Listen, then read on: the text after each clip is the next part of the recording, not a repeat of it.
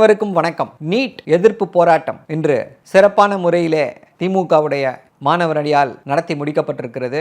NEET என்ற அந்த கொடிய அரக்கன் இந்தியாவிலிருந்தே விலக்கப்பட வேண்டும் என்பது திமுகவின் அறைகூவல். இதை கடந்த 10-15 வருடங்களாக தொடர்ந்து சொல்லிக்கொண்டே வருகிறோம். இதற்கான சட்டங்களை இயற்றிக்கொண்டே வந்திருந்தது திமுக அரசு. இப்பொழுதுதான் இந்தியா முழுக்க நீட் எப்படி ஒரு பாதிப்பை ஏற்படுத்தும் என்பதை குறித்து எல்லோருமே புரிந்து வைத்திருக்கிறார்கள். நீட்டுக்கு எதிரான குரல்கள் இப்பொழுதுதான் ஒலிக்க ஆரம்பித்திருக்கிறது. ராகுல் காந்தி அவர்கள் நீட் குறித்து விவாதிக்க வேண்டும் சொல்லி நேற்று ஒரு லெட்டர் கொடுத்திருந்தார். ஆனா இன்னைக்கு பாராளுமன்றத்தை காலவரையின்றி ஒத்தி வைத்து விட்டனர்.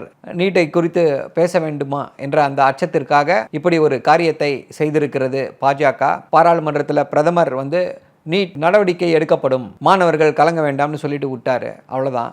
பல லட்சக்கணக்கான மாணவர்கள் வாழ்க்கையை ஏமாற்றிய இந்த நீட் விவகாரத்தில் இவ்வளவுதான் பேசுவாரா பிரதமர்? விசாரணை நடந்து கொண்டிருக்கிறது, குற்றவாளிகள் கண்டுபிடிக்கப்படுவார்கள். ஐயா, பேப்பர் லீக் ஆயிருக்கு, எப்படி அந்த எக்ஸாமோடைய சாங்டிட்டியை எப்படி நம்ம அப்படியே கண்டினியூ பண்ண முடியும்? வாய்ப்பில்லை என்று சொல்லியிருக்கிறோம். இப்படிப்பட்ட சூழ்நிலையில் பிரதமர் இப்படி ஒரு விஷயத்தை சொல்லியிருக்கிறார். தொடர்ந்து இந்தியா முழுக்க எதிர்ப்பு குரல்கள் என்று சொல்லி வந்தோம். செல்வி மம்தா பானர்ஜி அவர்கள் அந்தந்த மாநிலங்களே முடிவு செய்ய வேண்டும் அப்படின்னு சொல்லி ஒரு கடிதத்தை பிரதமருக்கு எழுதி அனுப்பியிருக்கிறார். தமிழ்நாட்டிலே ஒரு சிறப்பு தீர்மானம் நிறைவேற்றப்பட்டிருக்கிறது சட்டசபையிலே. குடியரசுத் தலைவர் விரைவாக தமிழ்நாட்டுடைய அந்த நீட் விலக்க சட்டத்திற்கு ஒத்திசை தீர்மானமும் இயற்றப்பட்டிருக்கிறது. தமிழ்நாட்டுக்கு மட்டுமல்ல, ஒட்டுமொத்த இந்தியாவிற்கே நீட்டிலிருந்து விலக்கு அளிக்கப்பட வேண்டும்.